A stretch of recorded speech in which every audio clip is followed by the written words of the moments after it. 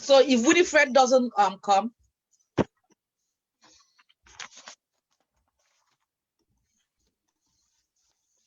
all right, we're live.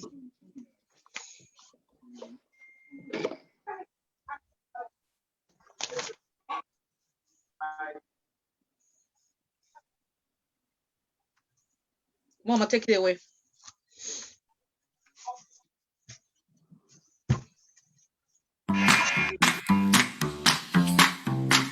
Meet the hosts, Oche Ajaifia, former woman, but you, Winifred Iwanugo, and Joma Mwapa.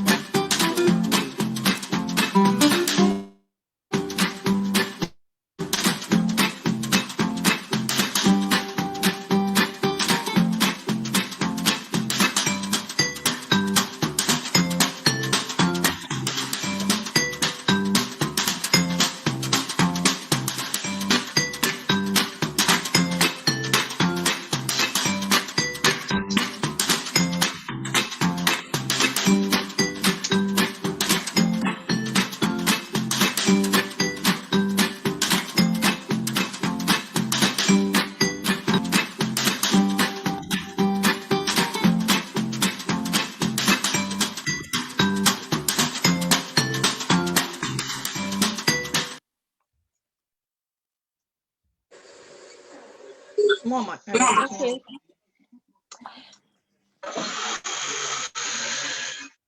Good evening, everyone, and thank you for joining us today on another edition of Oche Kitchen Discussions. Tonight, we are talking about sex talk with young adults. Even as we acknowledge the critical importance of conversations about sex and sexuality, let's not pretend that they are super comfortable. That's why we're talking about it today, to make it a bit easier. Remember this. This should not be the talk. That implies a one-time event, that once it's over, you're done. That puts way too much pressure on the topic. Talking about sex and sexuality should be an ongoing conversation, one that unfolds comfortably over time and where your values about healthy sexuality are consistently reinforced. It is important to make sure young people learn not only to correct facts about sexuality, or make healthy and safer decisions about sex. Research shows that parents who talk openly about sexuality to their children have more as they grow. Let us clarify. Sexuality and sex are not the same thing. Sexuality is about a range of issues that include healthy regard for our own bodies and respect for others' control over theirs. Healthy sexuality is woven with human relationships. Sex, on the other hand, includes physical acts that, when experienced thoughtfully at the right time with the right person, can be a wonderful part of the human experience. Adolescents need to learn about both to launch into a healthy adulthood. Everyone's comfort level is different when it comes to discussing sexual health issues. It is okay for us to acknowledge that it's awkward to talk about sex, as long as we also own up to the fact that we pass along our discomfort. You can get comfortable yourself, the easier it will go, and the more comfortable your child will feel coming to you.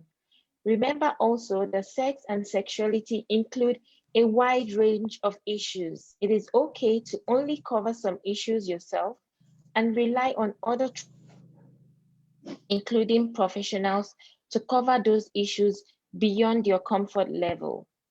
One way of increasing your comfort level is to know the facts. Younger children need to learn the basic facts. As they near adolescence, they have to be prepared for the changes in sexual feelings. Joining us today is our special guest who convenes a Facebook page called the Sexwise discusses some of these issues. Chinyere Obinna Richard is an educator, an author, a speaker, and a parent coach passionate about sexuality education for both parents and children. Please follow the Sexwise Parents on Facebook for more information. Questions from the audience will be addressed at the end of the discussion, so feel free to use the raise hand option or type your questions in the chat booth on Zoom and of course on Facebook, and we will address it. Also remember that over time on Oche Kitchen, show has shut down because we love you guys. Thank you everyone for joining, and thank you Chinyere for being here at such a short notice. Thank you. And I'll go straight to my very first question, which is, good to have you. Do you think, Chinyere, are you listening? I'm listening, ma'am. Is, okay. Do you think movies, TV, music, and advertising affects the young people make about whether and when to become sexually active? All right, good evening, everyone. And thank you once again, the host of Oche Kitchen, for this opportunity and this privilege to be on the show. I don't take it for granted. Thank you so much. God bless you for this amazing work. You know, we can't say this thing too much and we can't hear these things too much. So thank you. So for the first question, yeah, media has a very huge part to play in the decisions our young adults take when it comes to sex and sexuality. The movies they watch, the music, the advertisements, and then social media, the internet, all these in the 21st century makes sexuality a different ballgame altogether than it was when we were growing up, when there was no internet, when there was no social media. And of course, when the media, the mass media, I mean, the mainstream media, the TV and everything were kind of...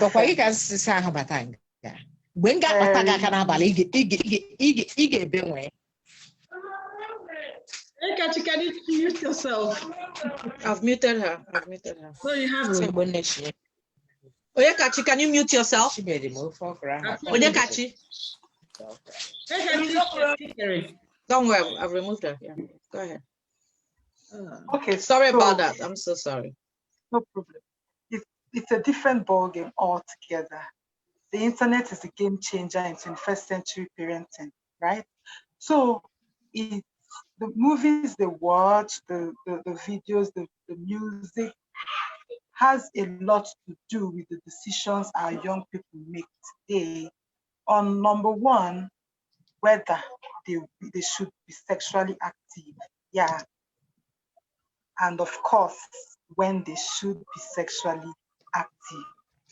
So if I go deeper, you find out that what we see today on our media, on the internet, on social media, the messages we get are mostly sexualized.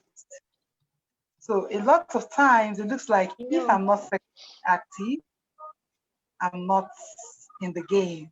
Yes. I'm not in this world. Because everything, the music, all right, compare the music of today to the music we had in those days, all right? Let me just give a vivid example.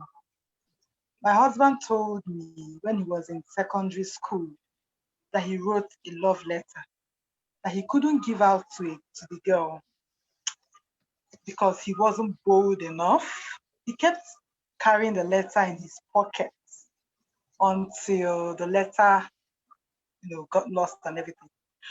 So he was telling me this because there was a particular music. There was a particular music raining at the time. That music said, if you love somebody, walk up to her, tell them, say you love them. I don't know if you've heard that music. That old yeah. But you know what he said to me? He said, you see, that if he had heard this music those days when he had that letter in his pocket, he would have been bold enough to just walk up to that girl and tell her, it's mine.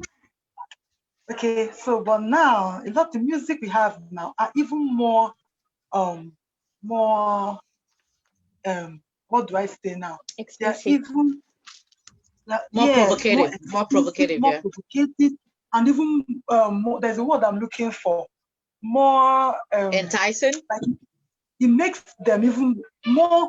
It makes them have the guts the more. Yeah, the courage. That's what I'm looking for. Yes, it gives the push, the courage. Yes. I mean, that thing my husband was talking about. The music of these days are even worse. So yes, and a very big yes. Our media has a whole lot. Yes, sexuality decisions of our young people. I agree with you. Yeah, I agree with you when concerning media, because I recall very well, like more than 10 years ago, when I used to live in Paris. At some point, I had to stop because I had kids that were below 10. At some point, I stopped my children from watching the French TV.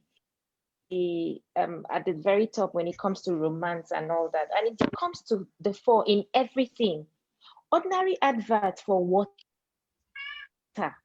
You see somebody pulling her dress, you'll be wondering, what's this advertisement all about? There was one too that they were advertising a washing machine. Comes in from work, she takes off all his clothing. His friend that also came in from work with him, she took off everything. I was so scared. I didn't know what was coming next. Then I put off the TV immediately. It turned on the children were in school that I had the courage to watch it by myself. And I was like, so it's only washing machine that these people are advertising, So like you said, it's actually the media has a big part and a big role to play. And unfortunately, it sends the wrong message to the young minds. So I'll go to my second question. And it is, why is sexuality often a difficult topic for parents to talk openly about to their children? How important is it? So why is it difficult to talk to children about sexuality? And how important is it? Yeah, this question is very important. It's very key because you'll be thinking that, because there's so much information now that parents are actually having the sex talk. But you would be surprised that even something as simple as just calling the private parts by their name is still difficult in the 21st century parent home as I speak to you. That's the one I hate, yeah. I know, right? Just something as simple as that. So there are a lot of reasons. Like I call it parental mind blocks or hindrances to sexuality education. And there are a lot of them. I enumerated them in my book. The very first one is a lot of parents are living in denial. Okay, it's not just in sexuality education, in parents in general, and in life generally. So you see this issue of, God forbid, my child cannot be sexually abused. God forbid, it's not my portion. God forbid. Yes. And even say, so whose portion is it? It's Nigerians and religion. It's not only Nigerians though. So trust me, it is. Imagine when you say, God forbid, please come to my house. I see that do that crap. You won't lock your door. You won't be very serious with locking your doors as other security measures.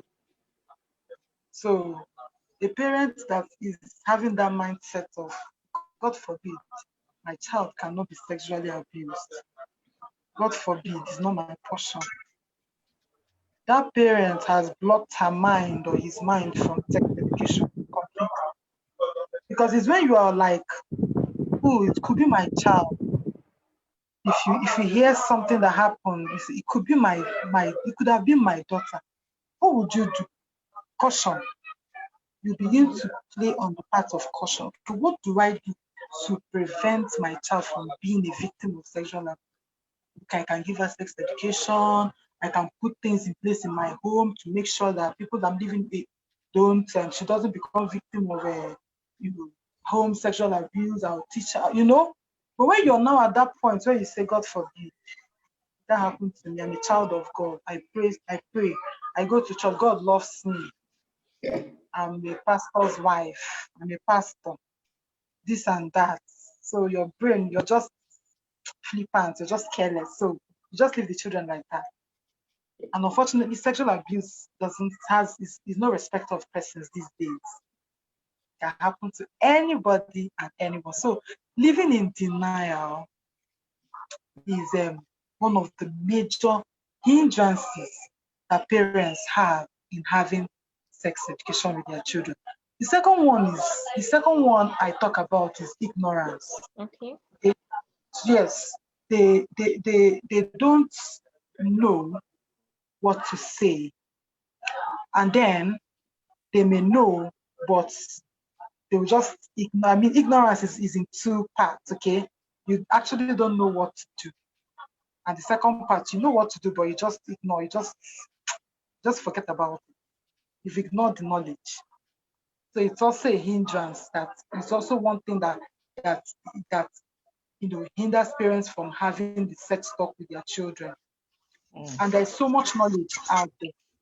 So I think parents should begin to seek for adequate, not just knowledge, but adequate knowledge. All right.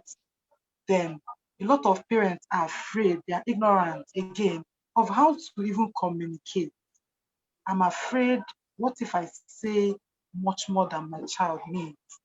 What if I say much less? So let me just leave it. Let me just not bother. Okay. So, and then they just feel that saying these things are just dirty, Even the names of the private part, they're just dirty. So you can't even say the name of the private part because even in our Igbo language, the sound, you've had this mind, it's been connected to dirty, like, yuck. And that's why Chama Webster said, "Boy, hair, boy, Exactly. Exactly. Yeah. So parents should just get off it. I know we've all been there, but we just have to come to that point where we have to say these things so that the children will learn. So that's another one. Another one is deception. Okay. A lot of parents are living in deception. Or let me just call it, yes, deception. They just feel they are perfect. As in they just put up this perfection, whatever, before their children. Facade, yeah. Yeah. They're infallible. Like, I never did all these things. This issue of all of us came first in school. Yeah. Serious and serious. So if I start sex education, my child will ask me if I did all these things. Yeah, exactly. Teaching. And then what will I say? It's very, very vivid example. Yeah. A parent very close to me. We were learning about puberty. So she believes in her home, one of her values is that they value chastity, virginity, and purity till marriage. So she was talking to her daughters, having the talk, having puberty talk with her daughter. So the one who is 9 now asked her, she was hammering on the virginity, whatever. Mommy, did you marry daddy as a virgin? So she was put off balance, and then just kind of, I'll get back to you. That's what she said? Yeah. What is there to get back to? You could have said yes or no. She came, I'm telling you, and this is an intentional parent because she was ready to say, but she came back. I don't see anything wrong in saying, I made this kind of mistake, but I don't want you to make it. That is it. Not marrying a virgin, is it a mistake? For me, it's not even a mistake, yeah.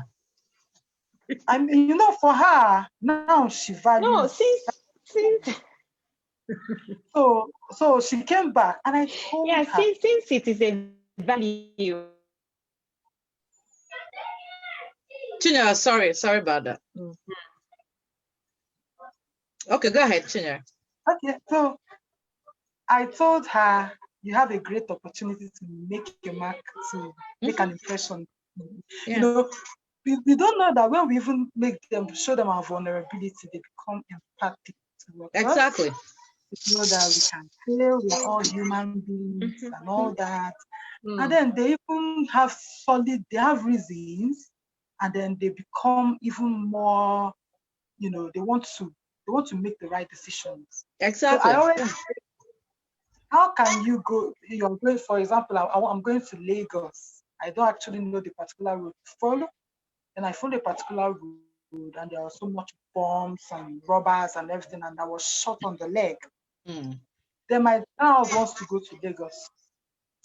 And then I just ignored the child. You can go. That's a failure of leadership. I should tell her, look, don't follow this particular route because I was shot on the leg or I had an accident.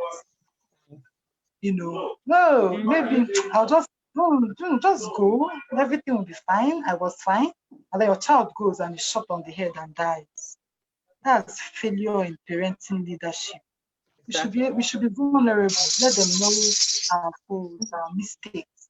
Even while doing sexuality education. Probably you just knew something now. You didn't know it before. Okay. This is what I did and this is what happened to me. These are the decisions I took and this is what, because the parent I'm talking about, regrets her actions when she was growing up. Yeah. So I told her, why not? Open it up. Let your daughter know so that she will use you. Okay. So that she will not make the same mistake. So that problem of perfection is a big, serious problem when it comes to sex education. There are a lot of them, a lot of fear parents are having too. All right. So I believe if these things are handled, then parents can be able to comfortably have the sexuality education at school. Yeah. Okay. Okay. So you are saying that it's very important. Phinna, Chichi, would you like to say something? You're mute. Okay. Oh, yes. Hi, everyone. Good evening. Muted. Let me unmute Hi, you. Phinna. Welcome to the show. Thank you so much. Thank you so much. A very, very valid, very, very valid topic, especially in today's world. Thank you, Chinyere, for what you shared, because that's exactly, the point. I know a lot of times I want to kind of go to a different angle as well, and I'm very big. I know Ify knows me very well with that. I'm very big with the shouting phenomenon that we do as a culture. And in today's world, our teenagers, why they're so clued on the social media and everybody else is that everybody else is talking to them in a calm way. So they could be saying the wrong things, but because of the calmness in how they're talking, our teenagers will listen to them more. We are saying the right things, but the other times where we shout, we're making noise, we're criticizing, we're abusing. So when we now come to talk about the most important things about sex, they're looking at us like, just keep talking. Keep talking. It's going this ear, come out of that ear. So it's when we talk about intentional parenting, it starts from the everyday conversations we have. Not wait for a big sex conversation. Even in the small things, go and do the dishes, go and sweep the food.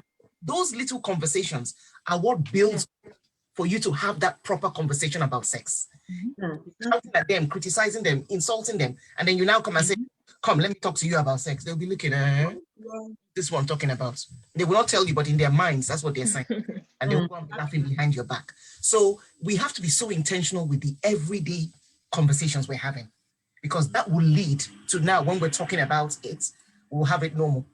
I must admit, when my sons were about 13, when I said about it, I was a bit shy about it because my mom didn't talk to us about it. At all. Even period. My mom did not tell me anything about period. I heard about period. I don't know how to say it though. That's true. Yeah. So even for me talking about sex and stuff, I was laughing most of the conversation because I was a bit, I'm comfortable with it, but I had to do it. So we laughed Your about head. it. I hate my boyfriend. That's the But I hate my boyfriend. yes, What I can could poor girls? say it. You know what I mean? So many times, because we were not used to it, we weren't. Our parents didn't do it to us. So it's I a hate whole my new thing boyfriend. for all of What us. can poor girls? You know what I mean? This is a whole new thing for all of us. But I think, as I always tell parents, once we're open to learn and open to unlearn things, then we're good to go. But it starts with those everyday conversations. That's where it starts. And quickly, Okay. quickly before you Thank go, you. what's your view on social media influence on our kids? On Yeah, this social media. Do you know what? Yeah, social media influence is there. It's there's nothing to do about it in that place. But the game that we can play about it is not to take social media as the enemy. Because when we say, oh, what are you doing on social media? Oh, social media is bad, it's bad. It's not all of social media is bad. We now have to teach them how to navigate between the bad and the good. We can't tell them that they will never go on social media. Social media is their world. Yeah. This is a digital, I heard one TEDx conversation that stuck in my mind. We are the immigrants to this digital world. We are the immigrants because we were not born in digital world. They are the natives of digital world. So if we're saying that we hate social media is bad, is the enemy, is the that, they will say, this is old time, this is old generation stuff talking. They won't get it. But if you embrace social media and say there's some good parts about social media, there's some good people to follow on social media, especially for the older teens. Yeah. Then tell them about the bad, the parts not to follow. Then you can get their attention. But if you're so against social media, so against the internet, then they will not click with you because that's their world. And the internet is here to stay. Social media is here to stay. So I should learn how to navigate both ways. Talk about the good, talk about the bad. Okay, Phinna, I know you have 10 minutes without, so we're gonna abuse you. We're gonna abuse you. Yeah, so before you leave, you were talking about social media. Let me ask you about body image questions. Yes. The first one is, what do you tell a child that compares their bodies to what they see on television and in pictures? I know growing up, I wanted to have that figure 8. Yes. And I know, and I hated myself because I say I look like a boy, like I have a boy shape. I'm straight. Unlike Ifeoma that was straight, now she's out. Yes. I don't know how to get it. That's a different jealousy story. Yes. But also, what do you tell? Because kids look at this voluptuous ladies, online, or men with, the 6-packs and everything. So what do you tell them when they see this? Yeah. Yes. Yeah, what do you tell the child? Yeah. It's very normal. Even my daughter wanted to have blonde hair when she was young. She wanted Dad's come and take this off. Yes, blonde hair when she was young. Because she had a lot of friends that had, white kids. The thing that I tell them, and one of the best ways to help our children grow with a lot of confidence in them, is start affirmations with them. Yes. Affirmations. A lot of times we jump into there are types of affirmations, biblical affirmations. I am the child of God. I can do all things through Christ that strengthens me. Yes. Very good. But also have the normal everyday conversations. I am beautiful. I love myself. I can do all things. So mix it up so that they have their everyday languages in those affirmations as well. That's what. The more they say it, even for adults, for me, the more I say affirmations, the more confidence I get. So you see how that would happen to children as well. Yeah. Because social media, the images are all there in their faces. So what are they telling themselves before they come on social media? Yes. What is that routine that they're practicing? They've got to practice it so that it's ingrained in their minds. So that it's not just about us saying, but they'll say, oh yeah, mom is always going to tell me I'm beautiful. Mom can never tell me I'm ugly. So that they will just brush that aside. But it is a practice that they practice every day, and join practicing that every day. Like I would do it and then I'll say, oh my God, I feel so good now. Just saying that I'm beautiful, that I'm amazing. And I'll look at myself. My daughter will laugh with me, but she's saying it as well. So include yourself in that. How old is your daughter? She's 14 now. She's 14. So she's at that age, yeah. Oh, she's at that age. And they will have their days. One day she's confident, one day she's not confident. They will have their days, but it's about flowing with them. On those days when she's not confident, I'm there to kind of like, okay, you know what? Can we talk for a second? Let's think this through. And then we'll then the next day she's fine. The next other day, she might have a friend who didn't talk to her for 2 hours or so. And then she said, oh, then it's friendship issue, so you have to just flow with them. But yes, that's a very, very, very valid question. Thank you. All right. Another one before you go. Do you think a person's self-image affects the decisions they make about sexuality? Because I know girls who develop early, boys tend to, navigate towards them and they start, having sex early, you know what I mean? So do you think a person's self-image affects the decisions they make? Oh yes, big time, big time. Because the thing about self-image, if people don't feel good about themselves, when young people don't feel good about themselves, and the next little boy that comes and tell them, "I love you," oh, jump at that boy's feet. No matter the rules and the values in the home. That's why in our homes we have to build up those words so that they know that they are loved. And one other thing that I want to say is that sometimes we can be telling our children they're loved, but then they're not seeing the love between the husband and the wife, the mother and the dad. They're thinking, oh, okay, what is this love? Or they go to talk to their parents are not answering them, not listening to them because they're focused on the things that they're talking about. Your child wants to speak. Yes. You have the voice to speak in the home. Exactly. You say, shut up, who are you? What do you think you are? Guess what now? The little boy that wants to experiment on his own stuff will now tell you, hey, you're beautiful. You're that. Children will run into their hand. That's how a lot of young people have lost their virginity and lost their stuff because these little boys have told them the words that they want to hear. They want to feel accepted. They want to feel loved. They want to feel heard. And the boys know what to say. So we now need to learn language and start using it, even though we're not used to it because our parents do that with us. But we have to start using it because the generation is a different ball game altogether. Okay. All right, thank you. Thank you. Anybody have question for Mama, do you have any Phinna before she leaves? Let's abuse her. We brought Chichi and you want to abuse her. Okay, yeah. So. Oh, no, that's fine. I'm good. Okay. All right. Back to Chinyere. Chinyere, my question is on education. What would an ideal health and sex talk with your children be like, and at what age? Okay, so now we actually begin as early as possible, as early as the child can 5 years, understand. Like 2. And not just your child's developmental stage, right? So your child can basically understand some words, okay? Basic words like the parts of the body. It can be maybe the child might be at age 3 to begin to understand. Some children at 18 months, they can speak. What I'm saying is that it has to start as early as possible. Why? Because the rate of sexual abuse in these days, it's gone really bad. And we even see 2-year-olds being abused. So they need to begin to learn these things as early as possible. And of course, it must be done in an age-appropriate manner. Okay, so we don't give them overload of information. We give them information that is appropriate to their age. So for the 3-year-old, for the 2-year-old, for the 4-year-old, they need to be conversant with their body parts and with the right words. And of course, they need to know what to do when somebody tries to touch them. And they need to know that inappropriately. These are the basic information. And it's so beautiful when you start early. Because that's I have a niece of mine that just turned 4. I just gave her, when she came to my house to spend a weekend, I had the opportunity to give it to them.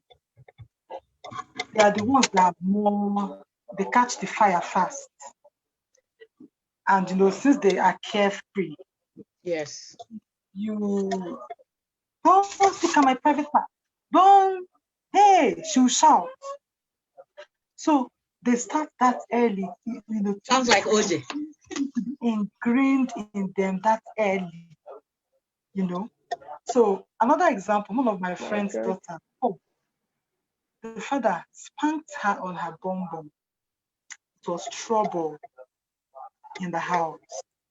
She wasn't joking. She screamed, she cried, she shouted, she called her mom and reported. And the father's friend was in the sitting room there. So everybody was shocked. And of course, I liked what the mother did. She quickly told the dad, please don't touch her on her bum bum again.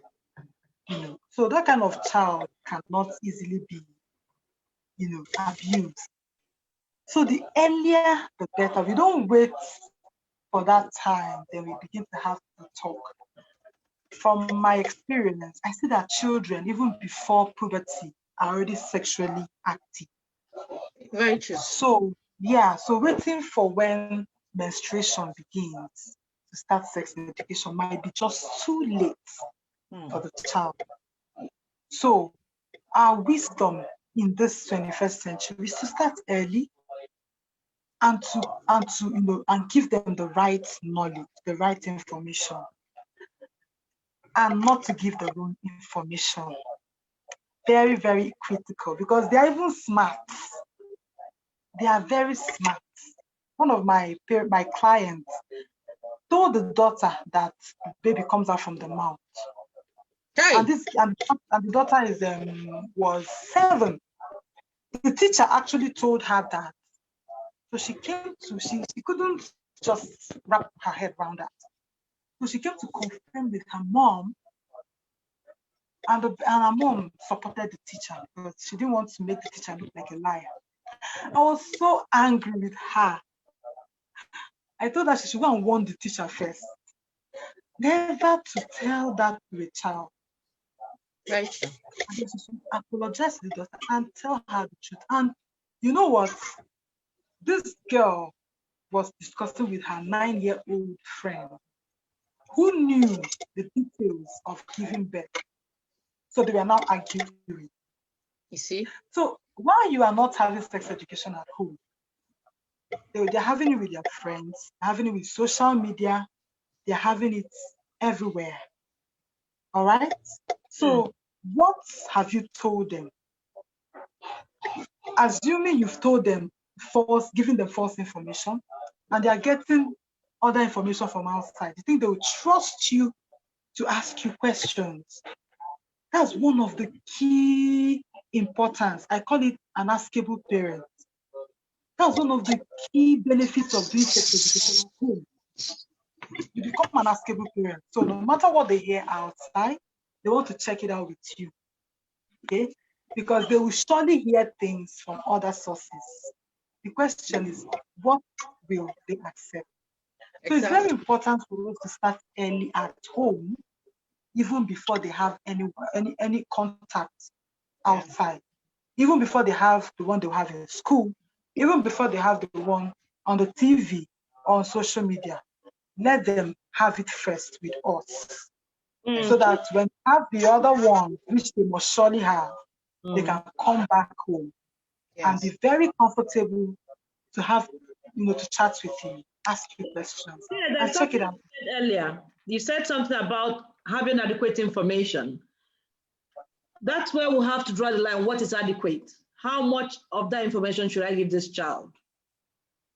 Where should I start? I've had a similar experience where one child said, my mom had the baby, gave one childish process of how the baby came. She went to a hotel and got a baby. And another child said, no, it's when the boy thing and the girl thing come together, that's when babies come. The one that knew more. So after the party, this conversation ensued. How come your daughter knows about this? I said, obviously, the person could have learned from YouTube or anywhere. But another innocent one didn't know that a boy thing and a girl thing will come together. So it's just knowing what's adequate information and at what age is that information. Exactly. Okay, Mama, before Chinyere says something, can I give you my own response? Happened to me. After my first 2 kids, I had a gap before the last one. So the bigger ones were a bit aware Okay. So my second child was 4. They were aware you were when doing I was something. pregnant with the last. No, they weren't aware I was doing something, but okay, look at what having a conversation with everybody. And their dad was teaching them about creation and how God made that, you know. And then my son, who was 4 then, said, and now mommy is going to have a baby. I can't wait for her to have care of me, you know. And then he turns around to say to the sister, do you know how she got pregnant? And the sister, who is older, said, no, I don't. And the dad became curious and said, with all boldness, said, through sex now, you know. And the dad said, you're very correct. Me, I was so dumbstruck that I couldn't say anything. But my husband said to him, you are very correct. And then asked him, do you know what sex involves? He said no, but that he has heard them on TV talk about sex and all that. So at that point, he was able to gauge how much he knew. Okay. He knew. Perfect. Yeah. And if he didn't feel that free, if he didn't feel he had that, he was that comfortable, because conversations flow. So when you are free with your children, you can always gauge. At that point, my daughter, who was 6, didn't even know. But look at a 4-year-old, he knew. Okay. So the dad asked him if he knew what it entails, and he says no, but that he has heard it on TV. The father said to him, don't worry, at every stage, I'll tell you what it entails. Come to me. So I don't think that at any given, he says, you know, we have not finished part 2 of this, but they even have part 7 of their sex talks. So I feel that if you gauge a child's, it depends on how free a child is. It depends on how aware. When you say in as much as you want to start teaching a 2-year-old, you won't cloud the child's head with all sorts. No. You tell the person what a 2-year-old needs to know. You understand? At that point in time, the moment the father ascertained at what point he knew, he just made him know that, okay, yes, you're very correct. And he saw that that was all the boy needed to know in order to say more. He just told him, at every given time, if you have questions, come. So I feel that you just have to be conscious of your children's growth. On my back of my door. Keep the lines of communication always open in the home. Like for my daughter as well, when she entered secondary school, when my daughter was in 7, and then every time she would say, oh, this person, they're always together, they're always talking. I'm sure this girl likes this boy, and we would laugh. One day, who do you like? How come you're telling me everybody that likes somebody in class? You must like someone. She says, I liked Chetachi before, but so you don't like anybody right now? She said, no, she doesn't like anybody. So what happened to Chetachi? She said, because she thought first term, Chetachi scored the highest in math. But as she has been watching him throughout year 7 and even in year 8, that he doesn't even come up first 10. Okay. So, and I kept waiting for when she would like somebody else. And from time to time, you know, and most times I don't even have that question on a formal setting. It's always on our way to school, because whether I am the one dropping them off or the driver is taking them, I always go with them, either on our way to school or on our way back. So I'll just casually say, so who do you like now? That is how I get to know when somebody is being liked and when somebody has suddenly lost the shine. And with that, I've kept abreast. We're making progress in this department. All right. I want to touch on what you said is very, very right. You meet the child at where they are, whatever they know, you can expand. But I want to talk about what Chinyere said.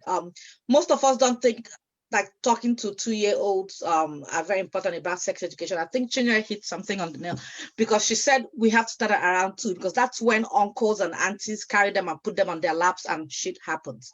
So I think at 2 years old, although we don't look at it as sex education, we look at it as maybe telling them about child abuse and everything. But it's very, very important. You tell a 2-year-old boy or girl, don't let, anybody else, touch you except when they're bathing you, even when they're bathing you, you know what I mean? They shouldn't touch you in certain places. So Chinyere, thank you for bringing that up. Before the next question, my last question to you is, do you think economic conditions have made sex abstinence more difficult? Because growing up in Aba, I grew up in Aba, I know a lot of businessmen who, I was very boy-like, so I didn't get all those attentions early on in my life. It was later in life, but I know girls who were like, who developed, early, these business guys were like giving them money and, having sex with them. Do you think, economic conditions have made sex abstinence more difficult? Yeah, we can't deny the fact that economic conditions has its effects on the sexuality decisions our young adults make. All right. So especially if you look at the home where the child is coming from, right? So sex education is a whole lot. It's a whole lot. Sexuality education is a whole lot in this 21st century. So beyond, when you say sex education, some parents are like, their hair is standing. They think you're talking of intercourse. Yes. But in my curriculum, we talk about values, all right? So if, for example, you have two girls from different backgrounds, okay, from a very poor economic background, two of them, but this one coming from a home where values are taught and upheld, teach contentment, teach self-discipline, delayed gratification, and all that. All those things are part of sexuality education.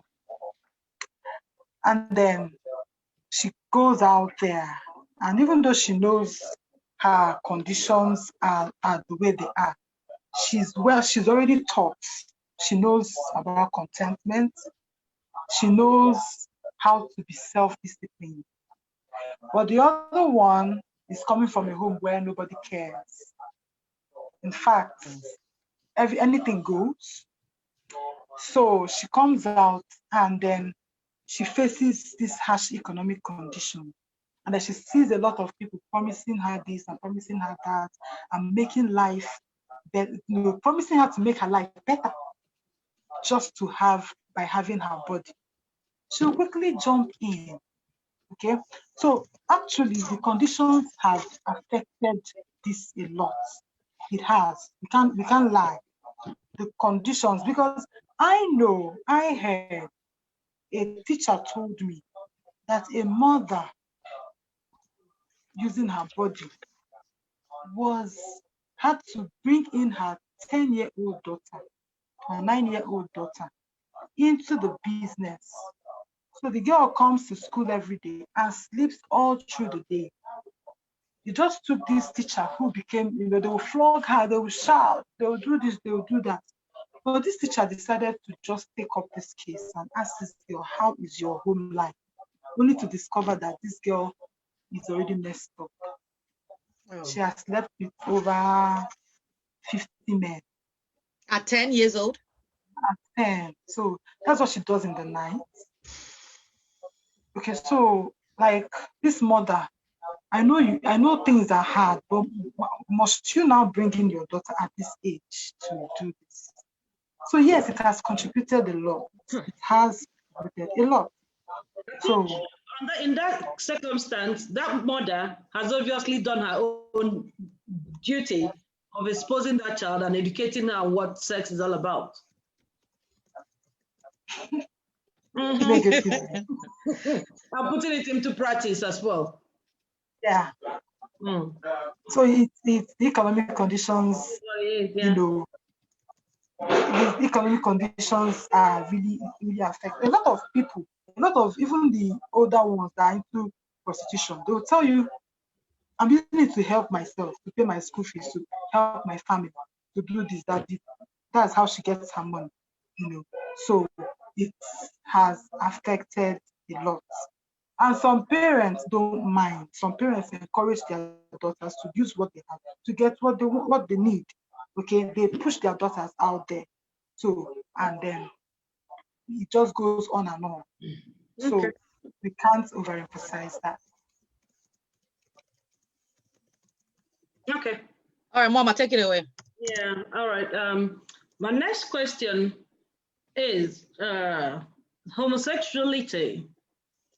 What's your view on homosexuality? Is it morally wrong, or what do you think? This is just getting personal to you, actually, asking you. Yeah. Right. But let me start from something general that I've already mentioned previously. That is very key to sexuality education at home. Like, it's a critical. Like I say, that's the skeleton. Like, if you're doing sexuality education without it, you're just floating. That's values. Okay? So we talk about family value, and we talk about your family sexuality value. Okay? So you have opportunity to tell your children what your values are, what you believe, and then what you live by. Okay? So like you said, it's a personal question. Okay? So for me, it's morally wrong. Like, this is a particular thing. Yeah, this is a particular area where humans have come a bit lower than animals, you know, because we don't see these things in animals. So, but nature, you know, if you see your socket, it is the socket that the plug goes into the socket. The plug doesn't go to the plug, and the socket doesn't go to the socket. So, I mean, I never heard this analogy before. Okay. Morally wrong. Please. For you, I think Chinyere, we have to expand this on another show, because I totally disagree about the plug and socket. Well, like you said, it's a personal question. Yeah.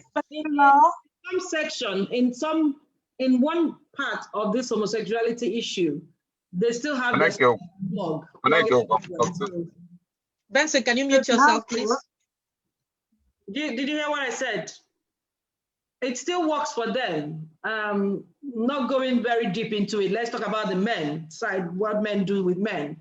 They still plug in things where they want to do. So that's still socket and plug working.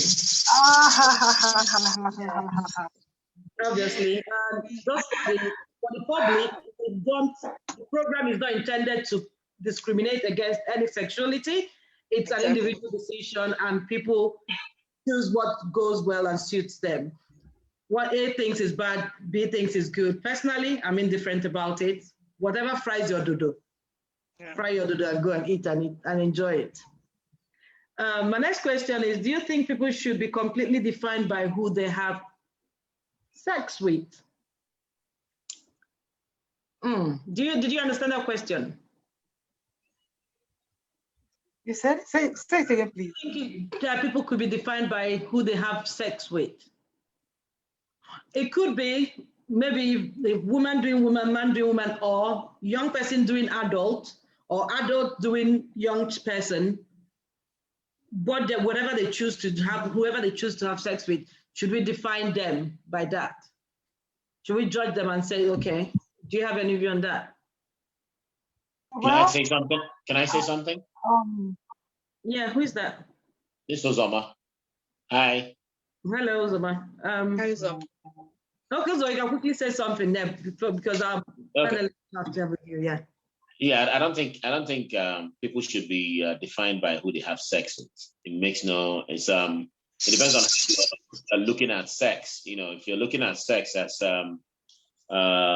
somebody being, if somebody is addicted, or will I say likes to have sex, that they have sex with different kind of people does not mean to that person it's just the fun or the desire or the end that they get from having sex.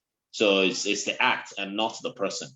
Exactly. Now, some people will not have sex with you unless you're a fine boy or you have this kind of abs. You know, if they see your abs, that becomes a the person just likes particular things. That the guy does not know how to speak English, but he got the abs. She's gonna or he's gonna do it. So likewise, guys, you go see girl, the girl no get anything for head, but he get nyash, she get better breasts, and breasts you like, you go type. So please, we shouldn't really categorize people based on who they have sex with. Thank you. Yeah. Thanks for your views. Thank you. Chia, do you want to add anything to it? Yeah, I agree with him. Okay. Yeah. But if can I add something? But when it comes to kids, when a young child identifies with a particular, like when your 15-year-old daughter or son comes to tell you that they are like they like the same sex and everything. So I think in this day and age, what we have to do is just encourage them, support them. Whatever. If they change, fine. If they don't change, they're still your kids. So that's all I have to say. Yeah. Sorry, Phinna, go ahead. Yeah. All right. My next question is: how does religion influence our decisions about sexuality and our views of possibilities for our lives? Sorry. Can I? Of course, religion has. Yeah. Also, 1 minute. Yeah. Religion affects a lot. Especially like you people say, Nigerians are too religious. Too religious. It affects a lot of things about sexuality, and that's the truth. It affects a lot of things about the decisions people make when it comes to sexuality, sex, and all that. Okay. Can you hear me? Yeah, we can. Yeah, we can. Yeah. Okay. So, someone who is really religious will have inclinations, because someone who is not religious, who cares not about religion, will also have his own inclinations. Okay, so religion, in one study about pornography, there was actually a research that was done, and it showed that religion has a big part to play in helping children, like in a religious home,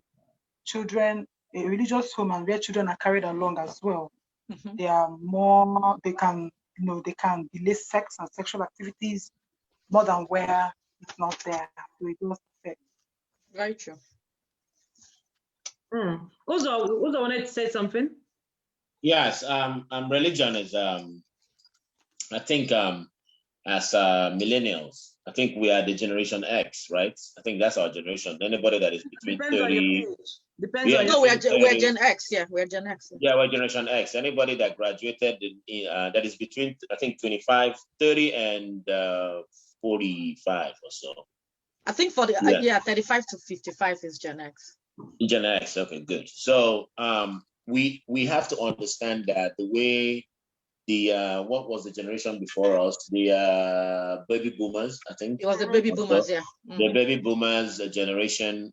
We cannot think or see sex the same way. At all. First and foremost, we are the bridge between what we personally will term as the real life and the new life. The new life now is where most of us saw homosexuality, lesbianism in school. That's why I where super when they grew up with me. How did you know about the name? I went to AGJS in actually Kinteni Junior Seminary. I hear homosexuality. That's what it is. It happened in front of us. You wake up at night and you see people doing it. It was there, but because of the kind of religious society we come in Nigeria, the problem I have with a lot of not only Generation X but baby boomers is denying reality. The biggest lie you can tell yourself. The biggest lie you can tell yourself is the lie. The biggest lie you can tell is the lie you tell yourself. It doesn't matter what you tell other people. But it's all when in Igbo language, it's all when then you're done, you know. So, Very true. so sexuality, religion needs to be separated from sexuality. Sexual intercourse is God-given. God said, go in and multiply. That's why I gave you a penis, and that's why I gave her Why a should you not vagina. separate it when it's from God? Say it again. So why should you not separate it from? Why should you not separate it when it's from God? No. So what I'm saying is that because we understand that it is a function that is required. It's a required function because without it we cannot procreate. You understand? This is not the days when God will just do something and create somebody from ground anymore. He has already given us the vehicle to procreate. So why do we want to reinvent the wheel? So we need to separate it from our religiosity.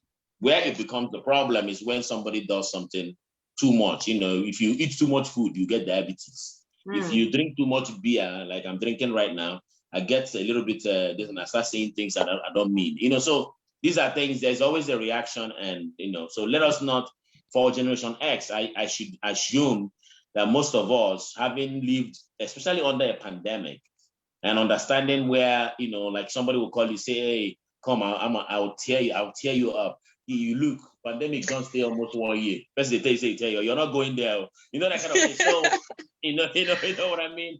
You know, so we need to understand it, and I think we should be better. Our kids should be better. We should be better than us when it comes to religion, sexuality, and their identity themselves. You know. Thank you.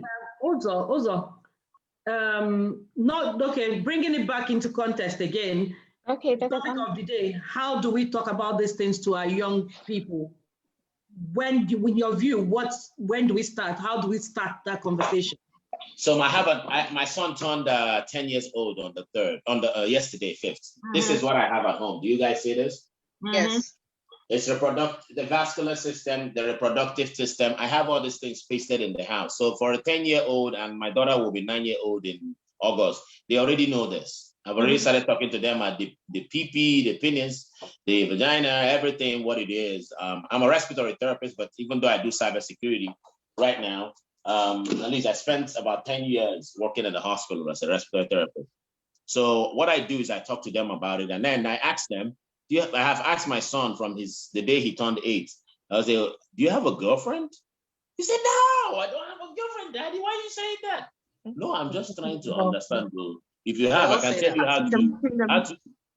how to make your friends happy. You know what I mean? So talk to me. So we need to talk to our kids really about girlfriend and relationships, and they understand how, especially when you already know that, because right from childhood when you go to their doctor, the doctor will ask them, when somebody touches your penis or your private part, what do you say? They'll say, call mommy and tell mommy. So this, we already saying this with the doctors, with the healthcare professionals, and in school. And we need to continue that at home, because if you don't continue that and say, why would I be talking to my son about penis? And why would I be talking to my daughter about vagina? They will go and learn it from outside. Guess what they're going to learn? They're going to learn the actual act, not the pre-act. So it's good for us to teach the pre-act so that they know when to resist or when to whatever. I mean, there's a level you get in the act of sex. You just can't hold yourself anymore. So and I think talking about sex should be like talking about food. I don't even see why it's such a big deal for people to talk about sex openly. Like, they see it as a taboo, but you can talk about rice and beans and get obese and get sick. You know what I mean? So what's the difference? So I have a 12-year-old, I've not had that conversation. I have a 14-year-old, I don't even know where to start, to be honest. I jokingly have it with my kids, because I ask my kids about boyfriends, girlfriends, and we talk about it. And when I watch movies with my kids and there's a love scene, they want to cover their eyes. I'm like, tired. You know what I mean? I'm like, don't do that, because I know they'll watch it even when I'm not there. So exactly. So I'm a very open. Anybody who knows me knows I'm very out there and very open. So you can't avoid this. I tell my daughter, my daughter is in college now. My daughter is in college. She'll be 19 in May. I tell her, anytime you want to have sex, just call me. If you want to smoke weed, call me. Anything you want to do for the first time, call me. Let's talk about it and everything. So I think it's Oche, we have a hand up. Do you want us to talk after your questions? Chika, are you still there? Okay. Chika, you can say something. So, okay. Sorry, I've only just tuned in. But is the question still, how do we start the conversation with our children? That's part of it. Yeah, go on. Okay. So I've got a 16-year-old, and she kind of like came to me with a question when she was about 10 or 11. And it was based on something that she had seen outside. Something. No, actually, she was 11 because she just started secondary school, and there was an incident that happened in school, and she kind of like brought it to me. Now, whenever she wants my attention, or she needs my attention, we have got a way of her getting it. And I've always said to her, if you want to get my attention, just say, "Mama, can I tell you something?" And that's the way the conversation started. And then she proceeded to tell me about a girl in school that was bragging about having had sex with, or no, having performed a sexual act on a boy. So she was telling me the story. She said, "Oh, there's this girl at school, and she was bragging about performing a sexual act on a boy." And I said, "Really?" I said, "It sounds like a safeguarding issue." And she's saying, "Oh, Mama, how can you call it a safeguarding issue?" Anyway, so as it went on, she then proceeded to tell me that it was an oral sex activity kind of thing. And, you know, I think on the exterior, I was calm. Inside, I was clenching my pelvic floor. Because you were doing your Kegel. I wasn't too sure what was coming out. And because she was only 11, I'm thinking, oh my God, you know, what else are they talking about? But the fact that she kind of like brought up the subject made it easy to have about, right.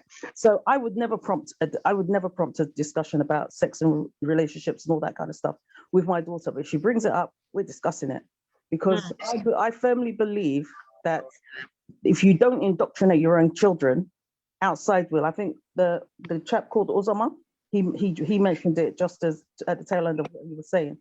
The other people or the world will get at your children first. So it's better for you to educate them about these kind of things. Now, I remember many years ago when my younger cousin was about 12, 13, and we'd seen a girl getting beaten up in the park. She was stripped naked and beaten up. And then when we were asking what went on, they were saying that this 13-year-old gave a 21-year-old an STD. And I said, that is nigh on impossible. Because that, if for a start, the 21-year-old needs to go where he's going. So my cousin at 13 said to me, "What's an STD?" And I said, "It stands for sexually transmitted diseases." Then I caught myself and I said, "Have you had that discussion about sex and that in school?" So she goes, "Well, sort of." Because she had an older sister, I said, "What about your big sister? Hasn't she spoken to you about it?" She said, "No." I said, "What about your mom?" She said, "No." I said, "Okay, I really can't say too much." So she was trying to get it out of me. And I said, "It's not my place." So I came back, I called her mother and I told her what happened. And I said, "Look, you need to have a discussion." She said, "Absolutely not. We are Catholics. And I have told her in the most Christian way, blah, blah, blah, blah, blah. And we're not having that discussion." And my auntie shut me down, you know. And I said to her, "Well, if you don't get to her, other people will get to her." And by the time my girl, it was a matter of months, she had found her way from Tooting to Brent or somewhere like that, had sex with some random guy, and then her mom hit the roof, you know. And when they called me down to, you know, kind of like calm the situation, I said to her, "But I told you, you know, you need to speak to, you should have spoke to your daughter first so that she could put it all in perspective."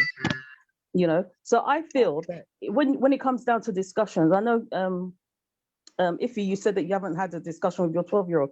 Ask about what she does in PSHE, you know, because they have sex and relationship discussions in those classes. My daughter's brought from back, fourth grade, yeah. Yeah, my daughter Yeah, has which brought is like back, 10 years old, yeah, 10, yeah. well, not as young as 10, but certainly secondary school, 11.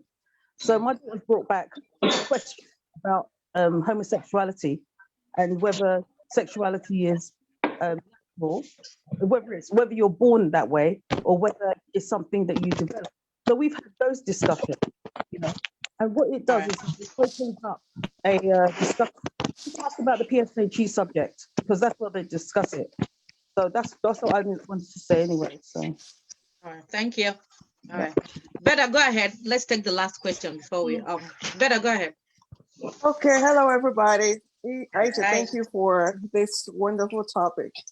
Well, Bear with me. thanks Like for I told joining. you privately, I'm a little shy. I don't discuss I told you from stuff like already. this. So anyway, I'm learning a lot today, from everybody's experiences. But my issue really is that I only have voice. I think it's a little easier for you to talk to your daughter, but I only have voice. So I know I need to talk to them about this. Like, we need to discuss it, but I don't know how to start.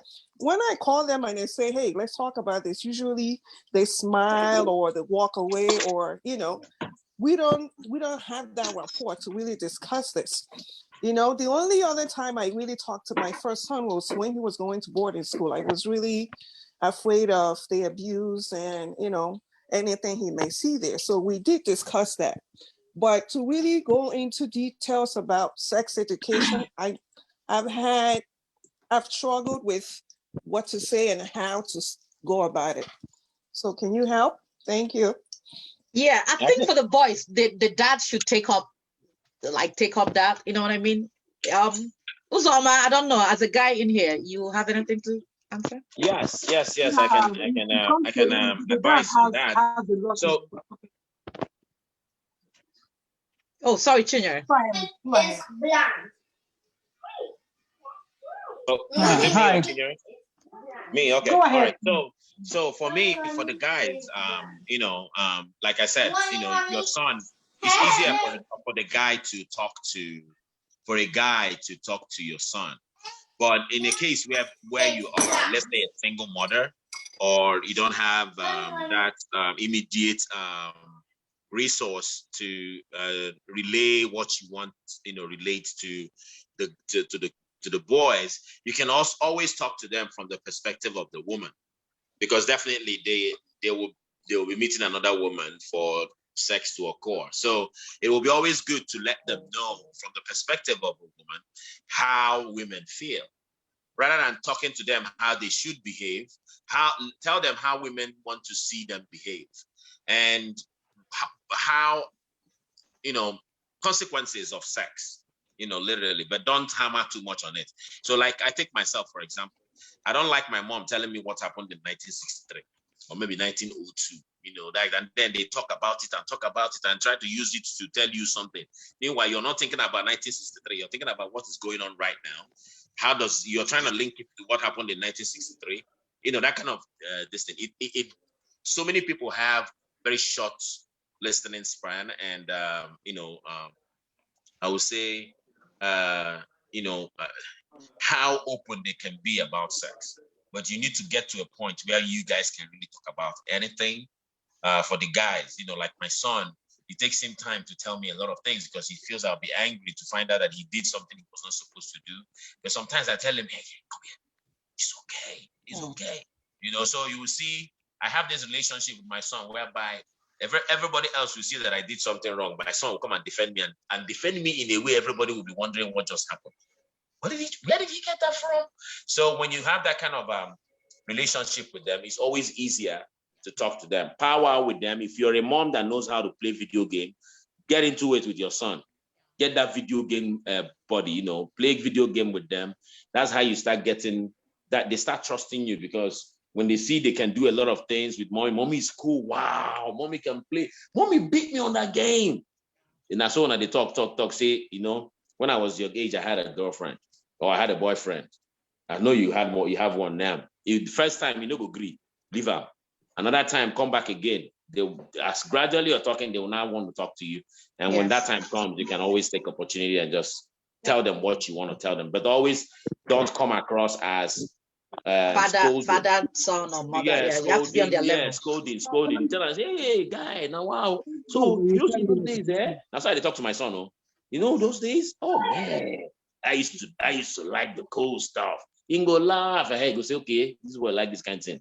All right. So these are the only way you can do this. The same way you do it with your daughter, the same way, just always come from the perspective of the woman if you are a single mother.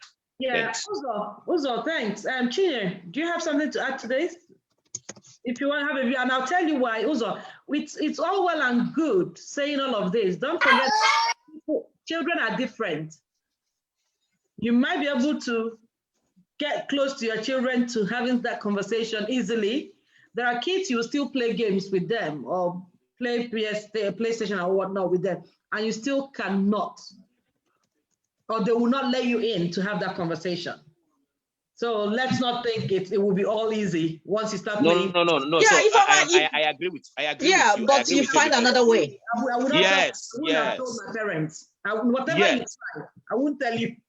But most times when your mother, when you have a cool mom or cool dad, you end up you share things with them. Yeah. I have this auntie of mine. Everybody, I was a very stubborn child. Like I was a rebellious child, very, very rebellious. And if they tell me, don't climb that fence, I'll go and climb that fence. And they say, don't do this. I was really, really rebellious growing up. But there is an auntie. There's one auntie I had. She worked as a nurse then at the Federal Medical Center where, growing up. And she's in Atlanta now. She's the very fine girl, that kind of thing. And she's the one that will always break me. Everybody will call me saying, yeah, where are you? Come here. And I'll be so free to tell her everything. And she knew how to talk to me.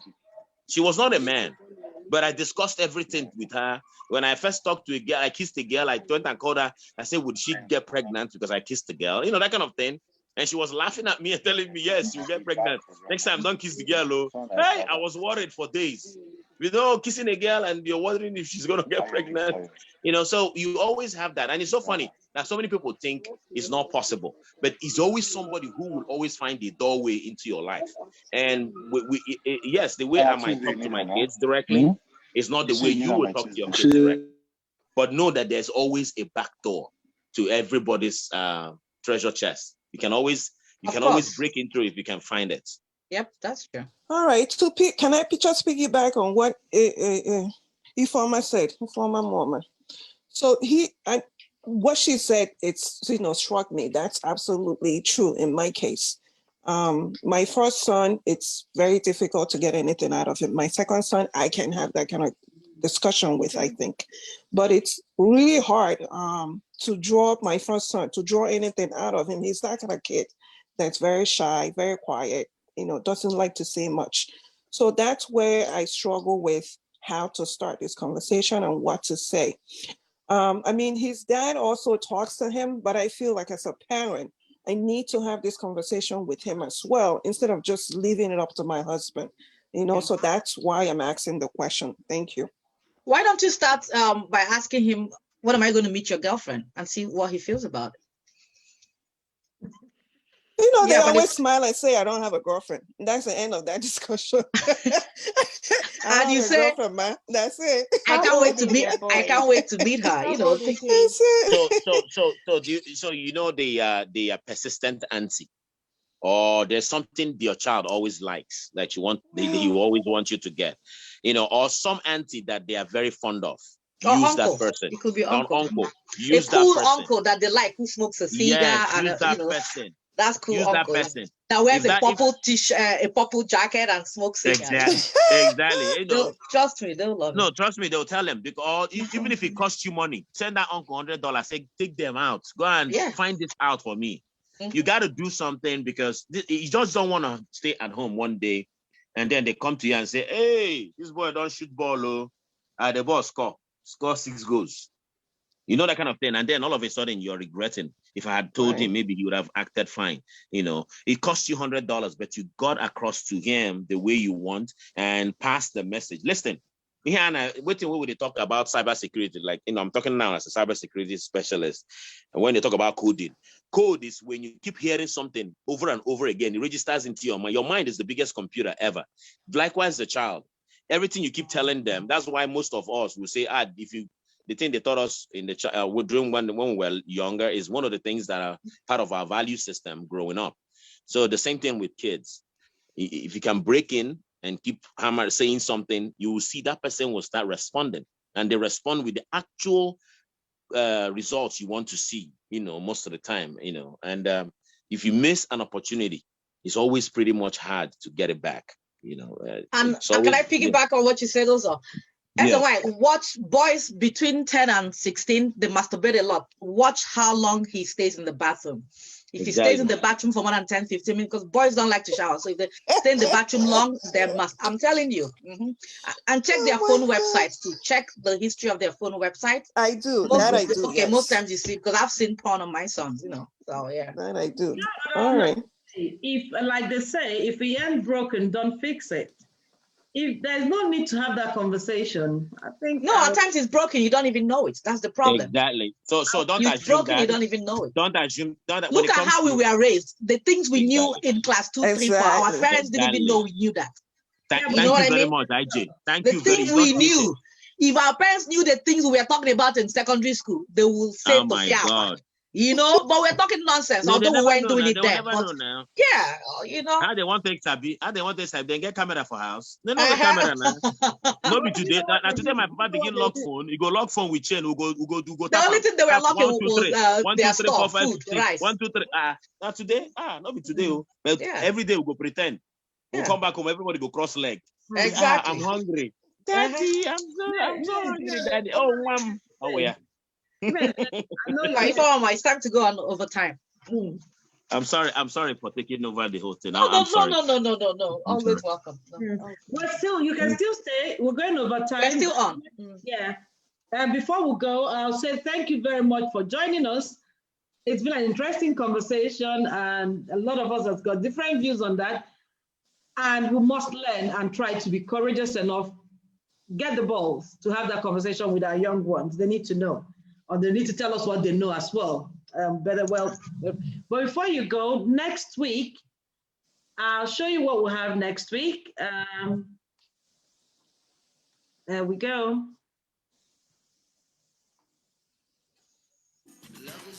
The Oche Kitchen Discussions end of season 2 features Be Your Own Boss. Join us on Saturday, February 13th, 2021. It is our Valentine edition. Come and share the love. Time, 8 p.m. Nigerian time, 7 p.m. UK time, 2 p.m. East Standard Time, 1 p.m. Central Standard Time, and 12 p.m. Pacific time. Join us live on Facebook via Zoom. Remember, there's plenty of room in Zoom for all of us. Be there. Okay. So while we'll continue the conversation, we're offline Facebook, but the conversation continues. Continues, yeah. So we're offline now, so anybody can feel free to say whatever you want to say. I would like to ask. Well, I don't know where to start, to be honest. Do you have a girlfriend? Oh, Chinyere. No, figure out. So that's what I'm saying. Even if you don't want, even if it is you're not, you don't have that. You feel it's kind of awkward for you. That's fine. Find an uncle. Find somebody. Listen, you don't want. No, Ifeoma's daughter it's very like her. She's very outgoing. She's very sassy and everything. I think it will be easy. All Ifeoma needs to do is, Adeze, come here. Who is your boyfriend in school? And she'll be like, oh, mommy, I like. You know what I mean? Yeah, they'll start talking. Adeze will talk. Mommy, meaning that there's none. She will say mommy, but she will talk. Trust me. Okay. Adeze is very open. Yeah. I'll ask again. You haven't even asked before. But then again, I'll be scared. I'll be shocked if I hear that at 12 she's had a boyfriend. What is she doing with the boyfriend? Oh, they start dating. Yeah. That's the thing. Please don't go. That's the thing. Don't go there. Please. Oh my God. Don't go there. Don't go many there. People here, the person they married, they've been together since 10 years old. Exactly. I'm telling you, 10 years old. Like that's your neighbor in Aba. You guys were doing, film from role playing to boyfriend. Yeah. I did. Jesus Christ. You know that film? That film they had play. They want the boy will stay on top of the girl and they will be acting as if nothing, something. Yeah, that's how it starts. Oh yeah, No, I did. I did. Yeah, I did. Papa, I did. Yeah. Inside wardrobe, inside the closet. Yeah. They'll have this closet is this mommy and daddy's room. This closet. Mommy, daddy, and then the children will be on the other side. Yeah. I did it a lot. Yeah. Hey. Like I knew, like then as a little girl, I knew sex was the guy on top of the girl, but I didn't know there was the plug and thing that she said, the socket. Like Chinyere, at 10, 11, I didn't know there was a socket, and but I knew one stays on top of the other, So I just want to say something go quick. ahead. Go ahead. I don't see what we're a big thing about having special conversation. It should be an everyday thing. It should be a conversation. You don't need a special time to talk to your child. Your child is always going to be your child. Why do you special one just talk about sex and sexuality? You're putting too much burden on yourself. You're putting too much stress on yourself because you're cramming and saying, I must say